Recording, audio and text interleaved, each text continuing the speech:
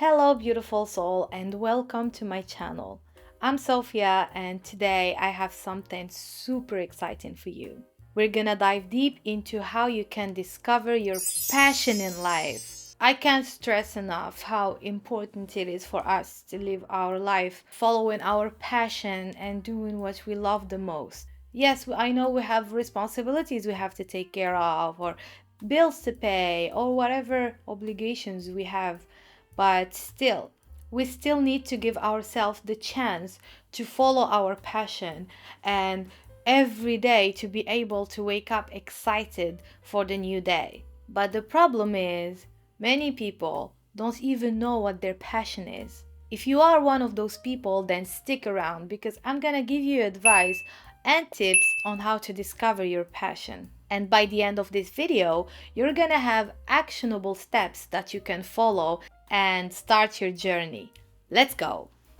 First tip I would talk about is to explore your interests. To get started, make a list of anything that can interest you. Write it down. See what sparks your interest. Just be as open-minded as possible. Anything can make it to the list. Your passion could be right in front of you, but you can't really see it. Don't think that it is, oh, this is ridiculous. Oh, I'm too old for this, or I'm too young for this.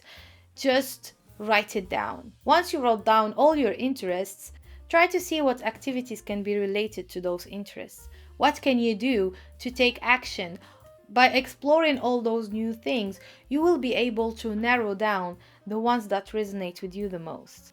So, for me, for example, I discovered during the lockdown that I love drawing. I didn't know that about myself. I always thought it must be fun to be a painter, drawing something, putting color into it, giving life to it. Sounded so attractive to me, but I always thought that I never had the skill for it, like I'm not good. I always used to tell my friends, I can't even draw a tree because whenever I was asked the question, what are your hobbies? I always say I don't have none because it was the truth. Before, at the beginning of my 20s, I didn't explore any new hobbies. All I focused on is graduate from college and find a job and start making money as soon as possible to be independent from my parents. So, having this mindset, I had no time to explore any interest, to explore any new hobbies. I was just focused on now I need to make money. But of course, this was the wrong mindset, and I just hated that corporate life, etc. That can be a whole other subject for a whole other video. But basically, whenever I was asked, what are your hobbies? I would say, I have none. Then they would say, then what would be your hobby if you had a choice? I would always answer painting, drawing. And they would say, why not try it? Like you can just take a piece of paper and start right now. But I always answered, I can't even draw a tree because that's what my mind was telling me. I honestly thought I had no skill to draw or paint anything. So I didn't even try.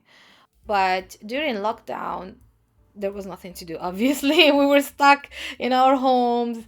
I tried baking. I baked anything I could. After a while, I was like, okay, now that I'm done with baking, what now? Because I had so much free time then, I honestly thought this is the moment, this is the time to try anything I want. So I started drawing. And I remember my first one. I hated it so much. I had this idea of drawing a caricature persona of me, like this like big faced girl with small body, and make memes. Yeah, that's how I started. But then I never thought that uh, a few months later, I would be part of a huge community of loving artists where we support each other. I had such loyal followers who loved my art and who were encouraging me to continue. And even when I doubted myself, they were like, this is amazing. I just tried it out and it worked out.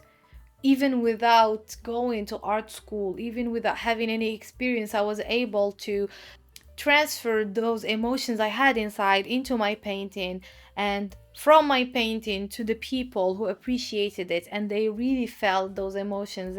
And yes, I tried it and it worked and it made me feel so good. And I just tried to feel this passion. I was like, yes, it is so amazing to live out of passion. And at that time, I still was in my corporate, boring ass job, but started painting literally just changed my life. I discovered that my true passion lay on creativity and using my creativity to share and distribute my message to the world. And YouTube, for example, is one of them. So, yeah, exploring new things and trying your passions are really important and they can change your life drastically. If you are still unable to find any interests, then why don't you think back to your childhood? Think back when you were a child and what you enjoyed doing then. Our childhood interests can be a clue for what you can enjoy right now. Ask yourself, what activities did I enjoy as a kid? Did I love painting or maybe sports or even performing in front of an audience? Reconnecting with those memories can help spark some new idea in your brain and remember what you really love doing. Unfortunately, I am not one of those people who keep the memories, keep the my journals, keep my old photos or whatever I used to draw or write when I was a kid. I don't have any of them. Unfortunately, now that I am an adult, I really regret not having those precious memories from my childhood. But if you still have notes or photos or journals or drawings from when you were a kid, maybe you can do a childhood board about your interests and it's gonna give you a vision of what you used to love. It can be a visual reminder of what you once loved. You can revisit those interests, try them again, buy whatever you need to buy and start doing them and see how you feel, or even contact childhood friends if it's a group activity. Why not try it out? You never know what can come out of it, and that can be your true passion. It can be hidden in your childhood memories. I think one of the most important things to see is what motivates you. Think about what drives you in life. Is it helping others? Is it being creative? Or maybe you like the challenge of solving complex problems. Understanding what truly motivates you, your core motivators, can indicate what your passion is. Make a list of anything that can motivate you in theory and then put it into practice. For example, if in theory your motivation is to help others, then why don't you volunteer at a local non-profit organization or start a community project, or even simpler if you want. Not simpler to be honest, but you can even create a YouTube channel and try helping others with your message or through social media, Instagram, TikTok, these kind of platforms. One of my motivation to create in YouTube is truly to try to help others. If Even though I'm not sure if I communicate myself that well, because mostly English is not my first language, so I'm sure I make a lot of mistakes. So I don't know if the message comes across as good or as well as I wanted to. But really, I am so happy to be able to share what I tried to help me in my life and share it to others who can relate to. That is a big motivation, and that is why every week I really have the energy to make those videos, because sometimes you can just be like, like this week I don't even know what to talk about. I don't even know. I didn't even go anywhere to film and to share. So it can be very easy to give up on doing something unless you have the motivation for it. Having the motivation to do something is very important and very big indicator of your passion in life, because when you are passionate about something, you naturally have the motivation to do it. You don't have to put big effort in order to pursue it.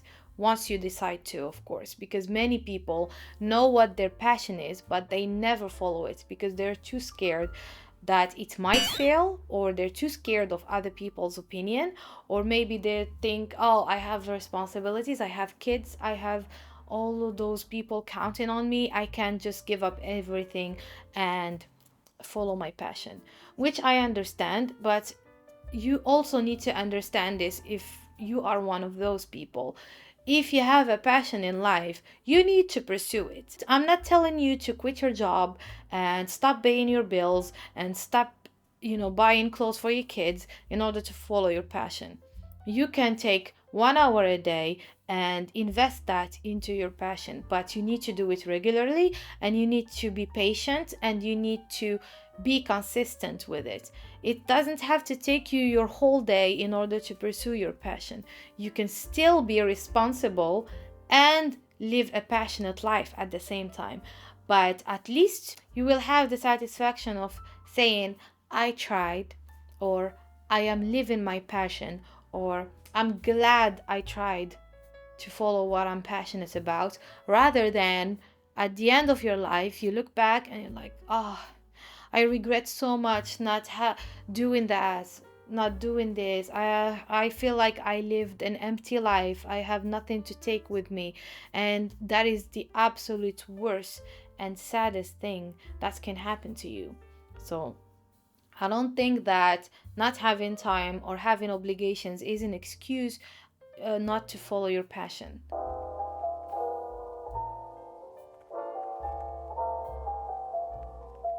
I hope you find this helpful. Please give this a thumbs up and subscribe to the channel, and share it to your friends who might be on their own journey to find their passion. Leave a comment down below and let me know what tip you related the most to, or maybe the one you found the most useful. Until next time, I will see you in my next video.